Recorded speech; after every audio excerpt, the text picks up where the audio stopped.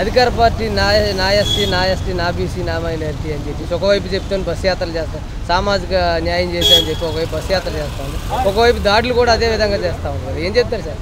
అసలు అది సామాజిక న్యాయం కోసం జరిగే యాత్ర కాదు. అది మేము మా నిధులు మాకు ఉపయోగించిన మహాప్రభు అని చెప్తుంటే కేవలం మభ్యపెడతకే నా ఎస్సీ నా ఎస్టీ అని చెప్పేసి ప్రజలను మభ్యపెడతకి జరిగే యాత్రలో రేపు వచ్చే ఎన్నికల్లో ఎక్కడ ఓడిపోతాం ఓటమి భయంతో ప్రజల్లోకి వస్తున్నారు తప్ప నా ఎస్సీ నా ఎస్టీ అని ఇది ఖచ్చితంగా మాకు జరిగే అన్యాయమే. మీరు చెప్తున్నట్టు ఏ ఒక్క సామాజిక వర్గానికి కూడా న్యాయం జరగలేదు. ఇప్పుడు నేను 175 గెలుస్తాను అంటాను కదా, 175కి 175 గెలుస్తానని ఆయన చెప్తున్నారు. అందులో మొట్టమొదటిది మా కొవ్వూరు నుంచి ఓడిపోతారు. ఒకవేళ అదే హోమ్ మినిస్టర్ గారు కనుక టికెట్ ఇస్తే ఖచ్చితంగా డౌన్ఫాల్ కొవ్వూరు నుంచే స్టార్ట్ అవుతుంది, మీకు అధికారం వచ్చే ప్రసక్తి లేదని చెప్పేసి మేము తెలియజేస్తున్నాం. ప్రతి ఒక్కరు ప్రశ్నించేవాడు ప్రతి ఒక్కరి పైన దాడులు అది ఎస్సీ అని ఎస్టీ అని బీసీ అని ఇంకోటి నోరు విప్పితే అరెస్టుల పర్వం నడుస్తూ ఉంది కదా. ఇప్పుడు రానున్న రోజుల్లో 24 ఎలక్షన్లో తెలంగాణకు పట్టణకైతే పట్టొచ్చు అంటారు. ఖచ్చితంగా ఆర్టికల్ 19 ప్రకారంగా భావ స్వేచ్ఛ ప్రకటన ఉంది, రాజ్యాంగంలో కల్పించింది ఆర్టికల్ 19 భావ స్వేచ్ఛ ప్రకటన గొంతు మీద కత్తెట్టేసి మాట్లాడేవాడిని జైలు పాలు చేసి అక్రమ కేసులు పడినంత ఖచ్చితంగా తెలంగాణలో ఏ తీర్పు అవుతూ వస్తుందో ఆంధ్రప్రదేశ్లో కూడా అదే తీర్పు రావాలని చెప్పేసి మేము కోరుకున్నాం. ఎందుకంటే మా పథకాలు రద్దు అయిపోతున్నాయి, మా మీదే దాడులు జరుగుతున్నాయి, ఎస్సీ ఎస్టీ కేసులు మా మీద పెడుతున్నప్పుడు మీ వర్గంలోనే ఉంటారు, అట్టడి వర్గాలు చెందిన వారు మీ వర్గంలోనే ఉంటారు. మీకు రావాల్సిన పథకాలు కూడా తీసేసి అందరితో పాటు పథకాలు ఇస్తున్నాం కదా అని చెప్పడానికి ఎంతవరకు సమాజం? అసలు సమాజం కాదు, మాకు ఎడిషనల్గా రావాలి. మేము మా ఇంట్లో మా విద్యార్థులు ఎంతమంది చదువుకుంటే అంతమంది కూడా రాజ్యాంగబద్ధంగా స్కాలర్షిప్లు ఏర్పాటు చేశారు.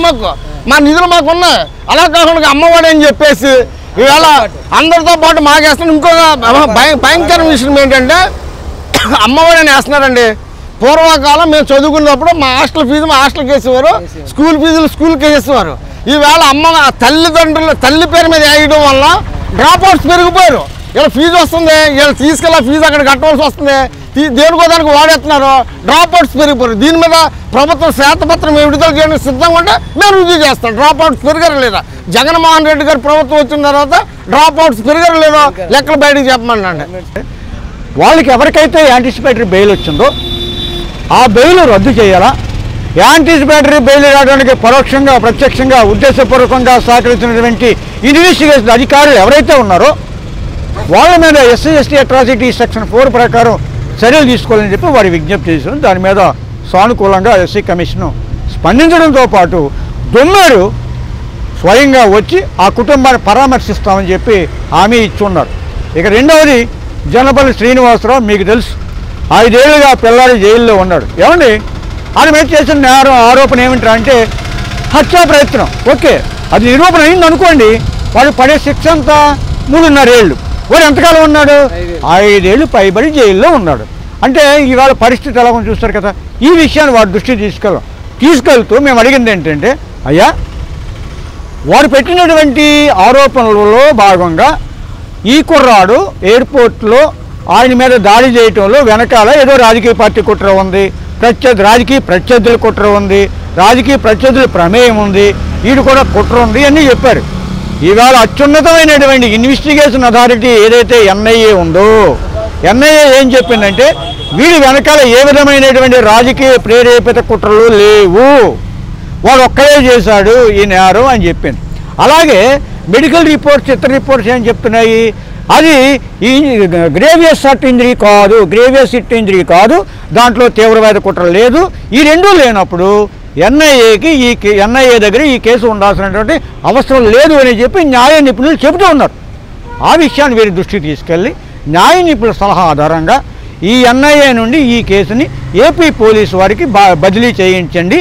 ఇది ప్రభుత్వంతో మాట్లాడతారా, హోంమంత్రితో మాట్లాడతారా, లేదంటే ఎన్ఐఏ చీఫ్తో మాట్లాడతారో కమిషన్ తాలూకా పవర్స్ను ఉపయోగించి 5 ఏళ్ళుగా అన్యాయంగా జైల్లో బెయిల్ లేకుండా మగ్గిపోతున్నటువంటి జనపల్లి శ్రీనివాసరావుని బయటికి తెచ్చేటట్టు సహాయపడన మహాప్రభు అని చెప్పి వారిని విజ్ఞప్తి చేశాం. దీని మీద వారు సానుకూలంగా స్పందించారు. న్యాయం జరుగుతుందని చెప్పి మేము భావిస్తాం. అవన్నీ ఎలక్షన్ తంటు సార్, అవన్నీ ఎలక్షన్ తంటు. నిన్నను మొన్నను విజయవాడలోనే శంకుస్థాపన శిలాశిల్పాలే మిగిలిపోతున్నాయి, పనులు జరగటం లేదు, అభివృద్ధి అంటూ కుంటి పడిపోయింది ఉత్తరాంధ్ర. అలాగే యువత విషయానికి వస్తే ప్రతి సంవత్సరం జాబ్ క్యాలెండర్ తీస్తాను, యువత చదువుకునే యువతకి అందరికి ఉద్యోగాలు ఇస్తానని చెప్పేసి అప్పుడు హామీ ఇచ్చారు.